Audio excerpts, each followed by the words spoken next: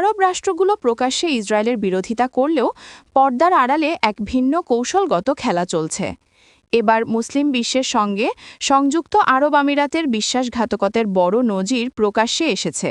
দেশটির আঞ্চলিক উচ্চাকাঙ্ক্ষা এবং ইসরায়েলের সঙ্গে গভীরতর কৌশলগত সম্পর্কের গোপন তথ্য ফাঁস হয়েছে।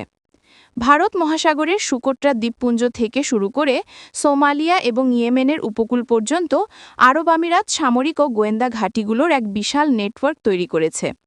ইরানের বিরুদ্ধে কৌশলগত অবস্থান। ইরানের অতি নিকটবর্তী আরব আমিরাতের এমন কাজের পেছনের মূল উদ্দেশ্য যে আয়াতুল্লাহ খামেনির বাহিনীকে আটকানো, তা ক্রমশ পরিষ্কার হয়ে উঠছে। বিশ্বের ব্যস্ততম শিপিং লেনগুলোর মধ্যে অন্যতম এই নিয়ন্ত্রণ বলয়ের পরিধি ২০২৩ সালের ৭ অক্টোবরে হামাস ইসরায়েল সংঘাত শুরুর পর থেকে দ্রুত গতিতে বৃদ্ধি পেয়েছে।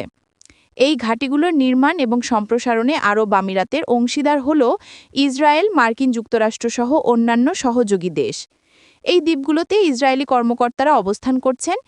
ইসরায়েলি রাডার ব্যবস্থা এবং অন্যান্য সামরিক নিরাপত্তা সরঞ্জামের মাধ্যমে আরব আমিরাত ইরান ও ইয়েমেনের প্রতিরোধ যোদ্ধাদের হামলা থেকে রক্ষা করতে তেল আবিবকে সাহায্য করছে।